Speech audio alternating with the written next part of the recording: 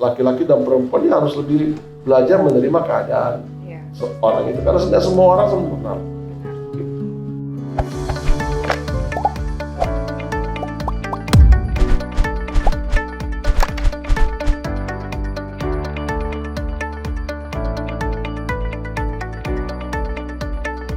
Halo guys, selamat datang di segmen pertama kita.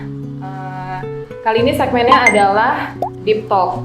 Nah, saat ini kita pengen wawancara dengan Kak Lodi. Kak Lodi ini adalah pastor, pengajar juga, dan beliau juga bisa disebut dengan karakter spesialis.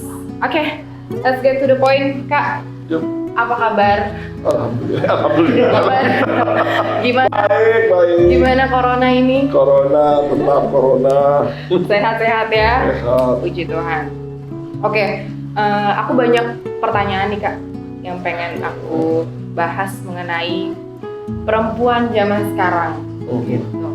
Perempuan zaman sekarang kan kayaknya tuh kelihatannya berbeda banget sama perempuan zaman dulu gitu ya Kak. Kalau zaman dulu tuh kayaknya perempuannya tuh gitu ya, kayak lembut, alon-alon aja. Nah kalau sekarang tuh banyak banget bisa dibilang perempuan sekarang ada yang gampang sakit hati gitu, terus gampang baper segala macam gitu ya. Oke, langsung aja aku masuk ke pertanyaan pertama nih Kak. Nah, aku ada cerita dari teman aku, seseorang teman aku gitu. Nah dia tuh bilang, dia juga cerita, zaman sekarang tuh beda banget ya sama zaman dulu. Kenapa emangnya gitu? Ya bukan naif ya, tapi at this time a lot of women tuh is not virgin anymore gitu kan. Dia tuh nggak virgin lagi gitu ya. Dan yang diherankan sama perempuan sekarang tuh, dia punya pasangan yang selalu nanya gitu, kalau berpacaran tuh nanya, lo masih virgin nggak? Kamu masih virgin nggak sih? Kayak tuh laki-laki ini tuh kepo banget gitu kalau misalnya. Nah, sebagai kita perempuan kan kayaknya kesannya gue rendah banget gitu kan Kak. Kenapa sih gue mesti dihadapkan dengan pertanyaan seperti itu gitu. Nah, gimana nih Kak, kalau dari sudut pandang Kakak, respon si perempuan ini ke laki-laki itu gimana? Apa dia harus marah? Apa dia harus, ya udah gue ngomong aja sejujurnya gitu? Ini unik juga sih, tapi faktual lah. Ya, fakta benar. Kalau lihat dari kasus atau dari cerita ini, kita bisa lihat dari 3 sudut pandang. Yang pertama itu lihat sudut pandang atau perspektif pertama itu dari budaya. Bahwa budaya mengalami pergeseran, budaya mengalami perubahan. Nah, budaya timur dengan budaya barat berbeda. Budaya timur menuju ke arah barat itu fakta, dan sebaliknya. Jadi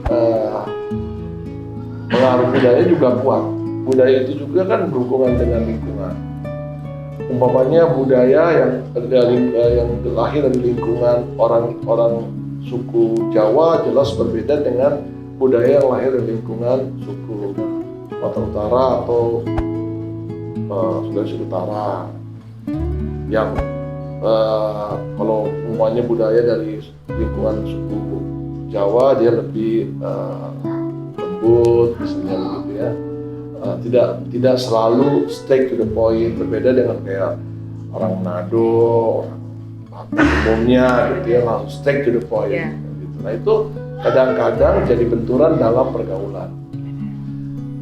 Nah dalam pergaulan. Nah tapi di sudut pandang di perspektif yang kedua, memang kita harus melihat wanita itu dan perempuan itu wanita dari satu pribadi yang memang gak bisa dielak, dia lebih banyak menggunakan perasaan daripada pikiran. Itu umum lah. Jadi kalau ketika ditanya dengan pertanyaan seperti itu, lu virgin nggak? Mungkin bagi budaya orang-orang di Eropa, di Amerika, ya, nggak ada masalah, itu pertanyaan yang lumrah. Tapi tidak bagi kita umpamanya di orang Timur, apalagi dalam lingkungan yang santun gitu ya. Kok ngomongnya begitu banget ya, so suci banget loh kayak gitu. Jadi itu jadi kita harus lihat juga bahwa wanita itu juga dia selalu umumnya lah ya, selalu bermain di perasaan. Nah, sementara perspektif yang ketiga memang ini menyangkut idealis atau kepercayaan, keyakinan dari setiap orang. Mungkin bisa jadi sang pria berkeyakinan pernikahan itu harus dimulai dengan sesuatu yang suci, kudus, dengan menjaga salah satunya itu virginitas keperawanan itulah ya. Itu juga jadi banyak perspektif gitu. Kalau kita mau lihat dari perspektif mana? Kalau lihat dari perspektif keyakinan, tidak semua orang bisa menerima gitu ya. Karena pandangan orang lah, dia nggak bisa jaga kekudusan, tapi gimana gua, itu juga jadi banyak aspek dan kita nggak bisa serta-merta menjudge bahwa menghakimi bahwa ini lu udah nggak bener lo, lu udah, sementara kan pengalaman seseorang beda. Kita nggak pernah tahu apa yang membuat akhirnya dia tidak lagi virgin atau dia terluka ya, itu beda ya. Ada yang tidak lagi virgin karena dipaksa, tidak lagi virgin karena keadaan yang mendesak, akhirnya dia harus merelakan itunya keperawanannya gitu. Ada yang memang yang mungkin tidak bisa menahan. Jadi banyak aspek lah sebenarnya. Cuman harusnya kalau orang yang lebih dewasa, lebih matang harusnya bisa menerima keberadaan orang seseorang gitu. Kalau kita bangun hubungan pokoknya ya, kita harus lebih belajar menerima keadaan orang itu, karena tidak semua orang sempurna. Oke. Jadi intinya kita tadi 3 perspektif itu ya Kak, ada dari culture, ada dari keyakinan, juga ada dari gimana pribadi orang tersebut gitu ya. Nah jadi kalau misalnya emang perempuan-perempuan lagi bingung nih, aduh gimana ya, gue pengen ngomong ke pasangan gue kalau emang beneran udah nggak virgin gitu ya, itu balik lagi ya Kak ke gimana perasaannya, mau ya mengutarakan atau sudah berpikir kalau misalnya pernikahan itu kan berawal dari kekudusan gitu. Nah itu kan tadi sebelum pernikahan nih Kak. Jadi memang komunikasi itu harus terbangun, karena ini kan bicara sebelum pernikahan supaya nanti waktu pernikahan semakin kuat. Ya, oke. Kita tadi kan itu sebelum pernikahan. Kita mau masuk ke dunia pernikahan nih Kak. Kalau misalnya seandainya pasangan ini belum tahu nih gitu kan, ini dia masih virgin atau enggak gitu. Dan ternyata suddenly si laki-laki ini akhirnya tahu nih dia nggak virgin gitu.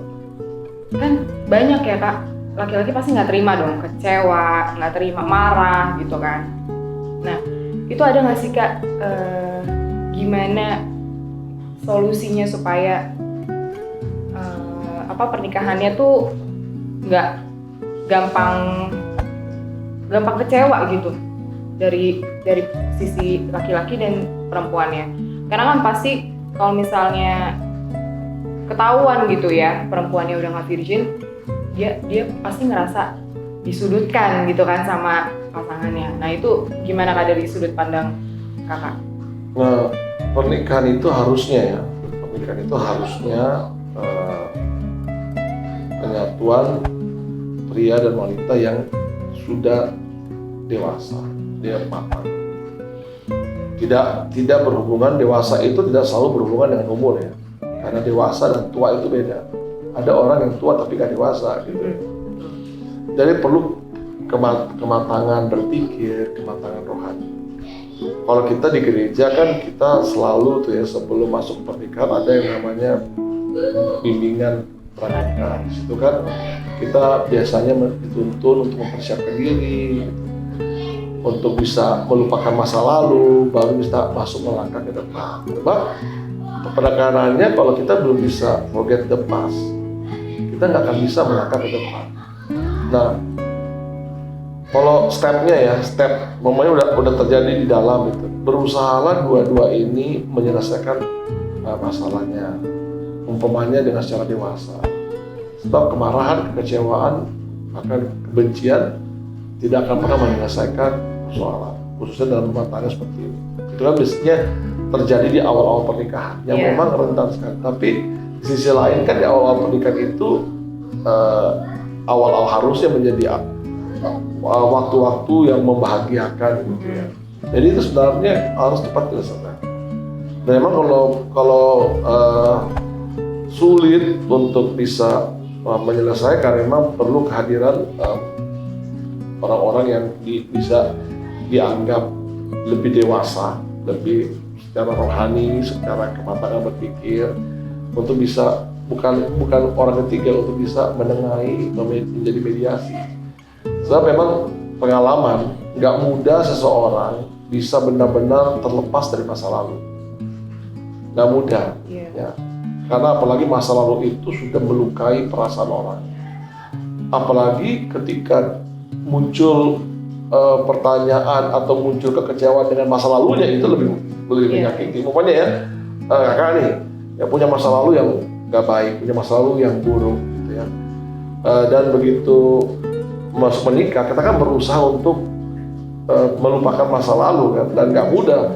Begitu kita menikah, masa lalu kita diungkit. Jadi itu kan istilahnya beban pergumulannya ya sebenarnya lebih berat, lebih sukar, lebih sulit.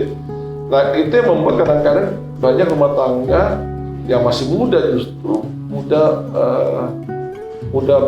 berpisah ya, udah gue cerai aja kalau gitu, gue nggak tahan sama lo ya. Awalnya mungkin nggak ada penyelesaian, kan kalau dia matang, dia dewasa, pasti dia bisa dengan mudah lupain masa lalu dan melangkah jauh lebih depan. Kan kita hidup kan bukan untuk masa lalu. Benar. Kita hidup untuk masa depan. Iya, oke. Menarik banget nih Kak, gitu kan. Nah, jadi intinya dari pembahasan kita tadi itu intinya adalah komunikasi dari kedua belah pihak, gitu. Sebelum pacaran kita udah harus ada komunikasi ini. Gue pernah pacaran sama ini, pacaran sama ini.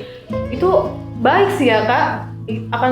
Akan setelah pernikahan nanti bakal ada saling keterbukaan tuh pasti ada gitu.